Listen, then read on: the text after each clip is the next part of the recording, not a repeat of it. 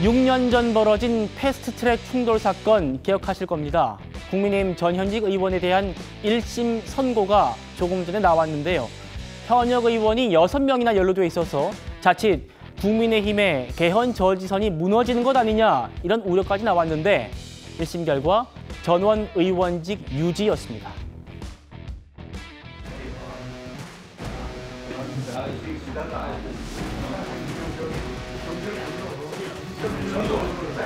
나갈 수 있도록 지금 경찰과 소방에게 요청을 하려고 합니다.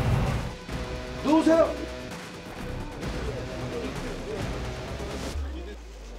원천 무효! 원천 무효! 원천 무효! 헌법 수호! 헌법 수호! 헌법 수호! 잠깐만요. 다칩니다. 조금만 더.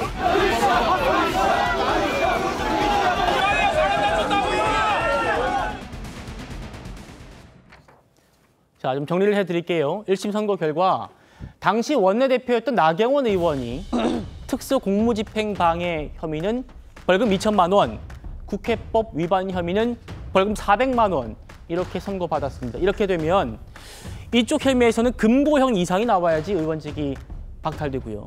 국회법 위반은 500만 원 이상 벌금이 나와야지 박탈되기 때문에 모두 의원직 유지형이 나온 거고요. 당시 원내대표가 제일 큰 책임이 있고 다른 의원들은 그보다 더 적은 액수가 나왔기 때문에 모두 현역 의원 6명은 모두 의원직 유지하게 되는 그런 겁니다. 정호기 의원님, 오늘 재판부가 유죄했지만 좀 참작 사유가 있다 이렇게 평가했습니다. 어떻게 평가하십니까? 국회의 정상적인 운영을 방해한 것에 대해서는 그 죄책이 결코 가볍지 않다라는 경고와 동시에 죄책은 가볍지 않고 비판받아야 마땅하지만 피고인들이 행사한 그 폭력의 정도가 그렇게 중하다고 보기는 어렵다. 그래서 네. 일련의 그 판결의 묘라고 할까요? 그래서 실질적으로 보면은 지금 국회법과 관련해서는 500만 원 이상의 벌금이 나오면은 의원직을 박탈하는데 실제로 400만 원서부터 그 이하로 함으로써 의원직 상실은 면하게 만드는 그런 그 판결이 나왔습니다. 무엇보다도 국민의힘으로서는 지금 의원 한 사람 한 사람이 상당히 중요하지 않습니까? 107석을 가지고 있는데요. 그래서 의원직을 유지했다라는 거는 굉장히 중요할 것 같고요. 그 대신에 특수 공무집행과 관련해 가지고 그것을 방해했다 해서 벌금을 조금 세게 가함으로써 총 2,400만 원 이렇게 이제 그 나경원 의원의 경우 판단을 한 것 같습니다. 근데 이제 많은 그 소위 관전자들은 과연 이것에 대해서 검찰이 항소를 할 것인지 아니면 항소 포기를 할 것인지 그것도 관전 포인트다. 이렇게 말하는 사람들도 꽤 있습니다. 그 얘기 잠시 뒤에 짚어보겠습니다. 재판부 얘기 다시 한번 좀 볼 수 있을까요? 오늘 재판부가 국회 선진화법을 구성원들이 스스로 만들어 놓고 위반한 첫 사례다. 불법을 동원해서 국회의 정상적인 운영을 방해해서 그 죄책이 결코 가볍지 않고 비난받을 가능성도 크다라면서도 다만 피고인들이 행사한 유형력 정도가 비교적 중하지 않고 대체로 상대방의 출입 등을 막아서는 등의 간접적인 행태로 진행이 돼 있기 때문에 의원직 상실형까지는 안 간다라는 얘기입니다. 그런데 오늘 민주당 박주민 의원이요.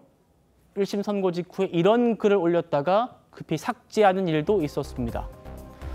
제가 말씀드렸죠. 오늘 국민의힘 의원 6명 모두 의원직 유지형이라고요. 그런데 헛발질한 겁니다. 개혁신당에서 바로 비판이 나왔습니다. 이기인 사무총장이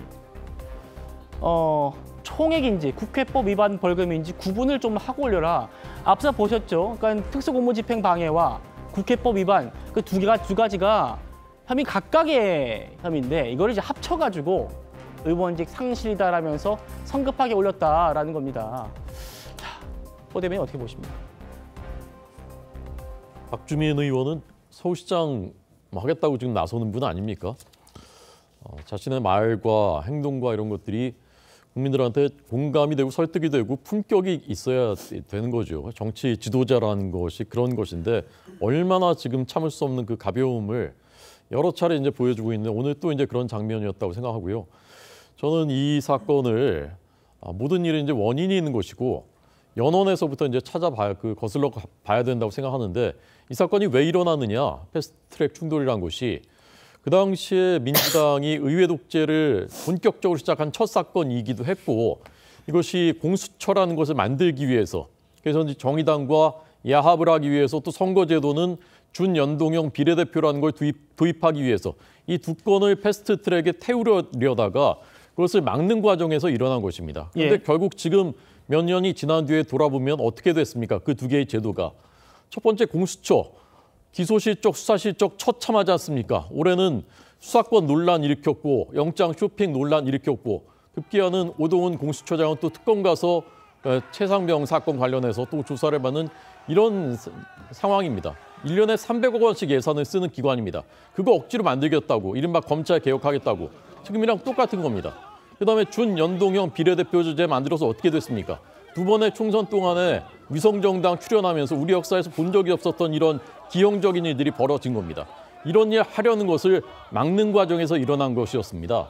자, 그렇다면은 설령 거기에서 국회 선진화법상의 불법 행위가 있었더라도 그것은 정치적으로 해결했어야 되는 일인데 민주당이 그것을 동료 의원들 수십 명을 고발하면서 결국 재판까지 오게 된 것이거든요. 예. 저희는 어쨌건 법을 어겼다라고 판단한 부분에 대해서는 그것을 이제 받아들이지만 무엇 때문에 어떻게 해서 여기까지 왔는가, 우리 사회에 우리 국가에는 어떤 영향을 미쳤는가 이것은 종합적으로 평가와 판단을 받아야 된다고 생각합니다.